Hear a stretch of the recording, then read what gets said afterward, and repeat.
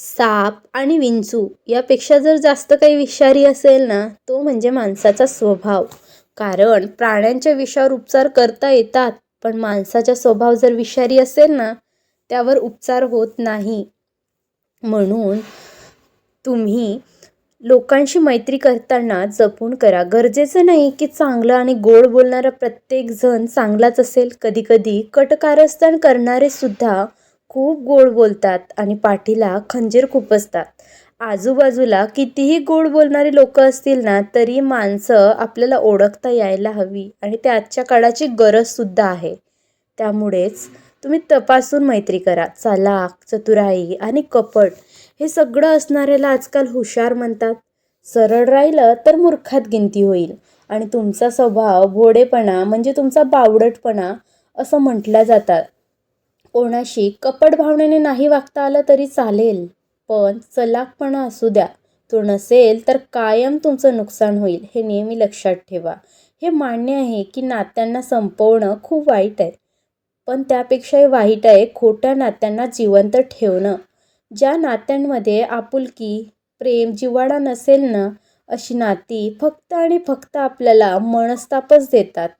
अशा नात्यांना दूर केलेलं किंवा संपवलेलं अधिकच चांगलं असतं. कारण असे नातं कोणालाही प्रेम देत नाही. नातं सगळ्यांशीच जोडा. तुमच्या स्वभावात चांगुलपणा असेल आणि तुम्हाला नाती सांभाळायला आवडत असतील तर ती चांगलीच गोष्ट आहे.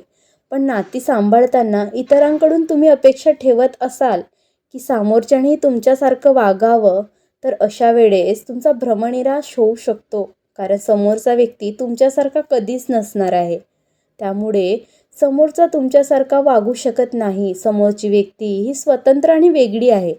तुम्ही काय कसं वागायचं हे तुम्ही ठरवू शकता, पण समोरच्याने कसं वागायचं हे तुम्ही ठरवू शकत नाही. तुमच्या अपेक्षा भंग होईल. म्हणून नात्यांमध्ये शक्यतो अपेक्षा ठेवूच नका. अपेक्षा ठेवणं म्हणजे तुमच्या दुःखाचं मनस्तापाचं कारण ठरू शकतं. म्हणून अपेक्षा ठेवू नका. सापाच्या दातांमध्ये, विंचवाच्या डंकामध्ये आणि माणसाच्या मनामध्ये किती विष आहे हे कोणीच सांगू शकत नाही. खरं तर प्राण्यांपेक्षा माणूस जास्त विषारी असतो. प्राण्यांच्या विषावर उपचार करता येतो, पण माणसाचा स्वभाव जर विषारी असेल तर त्यावर उपचार होत नाही. म्हणून इतर विषारी प्राण्यांपेक्षा माणूसच जास्त घातक प्राणी आहे हे म्हटलं जातं. आपण ज्यांच्यासोबत राहतो त्या व्यक्तीवर आपलं प्रेम असेल असं नाही. खरं तर आपण त्यांच्याशिवाय राहू शकत नाही ज्या व्यक्तीवर आपलं प्रेम असतं. कधीकधी रोजचा सहवास लाभूनही प्रेम निर्माण होत नाही. बऱ्याच वेळेस कित्येक जण औपचारिकता म्हणून सोबत राहतात आणि आपले दिवस कसेबसे काढत असतात. त्याला प्रेम म्हटलं जात नाही. रंग जाणारे कपडे जसे कितीही ब्रँडेड असले तरी ते आपल्या मनात भरत नाही ना, त्याचप्रमाणे रंग बदलणारे लोकही कधी आपल्या मनात स्थान निर्माण करू शकत नाही. कधीही कोणाचं इतकं मन दुखावू नका की समोरच्याच्या मनामध्ये आपल्याबद्दल राग निर्माण होईल, तिरस्कार निर्माण होईल आणि दुसऱ्याच्या मनाला त्रास होईल. असे वाईट आणि कठोर शब्द वापरूही नका. जेव्हा तुम्हाला आतून खचल्यासारखं, तुटल्यासारखं, मोडून पडल्यासारखं वाटत असेल, तेव्हा घाबरून जाऊ नका. काहीतरी मोठं आणि चांगलं होण्यासाठी आपली देव परीक्षा पाहत असतो. प्रार्थना करा किंवा ध्यानधारणा करा. लोकांसोबत जास्त बोलण्यापेक्षा, त्यांच्यासोबत वाद घालण्यापेक्षा हे अधिक सोपं आहे की ध्यान करणं, प्रार्थना करणं, देवाची आराधना करणं. आपल्या स्वतःशी संवाद वाढवा आणि अर्ध्या अधिक प्रश्नांचे उत्तर आपण स्वतःशीच केलेल्या संवादातून मिळत असतात. इतरांशी डोकं लावण्यात वेळ वाया घालवू नका. आपला आनंद, आपली दुःख या दोन्ही गोष्टी आपल्यापर्यंत मर्यादित ठेवा. लोकांना आपला आनंद बघवत नाही, ते नेहमी आपल्यावर जळत असतात. त्यांना आपलं सुख बघावत नाही. आपण दुःखात असलो तर ते मीठ लावायला तयारच असतात.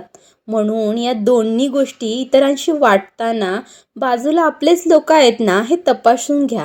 माणसाला मृत्यू हा केवळ शरीरात येतो असं नाही. आपण मनुष्य म्हणून जन्माला आलो आहोत इथे. प्रत्येक क्षणाला आपण कुठल्या ना कुठल्या गोष्टीसाठी रोज मृत्यूशी सामना करत असतो. त्यामुळे आयुष्यात तुम्हाला जे करायचं आहे ना ते करा. लोक काय म्हणतील याचा विचार करू नका. लोक तेव्हाही बोलतात जेव्हा तुम्ही काही करत नाही. तेव्हा त्यांच्या बोलण्याकडे दुर्लक्ष करा. लोकांच्या बोलण्याकडे दुर्लक्ष करायचं असतो आणि किती मनावर घ्यायचं हे आपल्याला ठरवायला आलं पाहिजे. कारण लोक तर बोलतीलच, हे त्यांचं कामच आहे.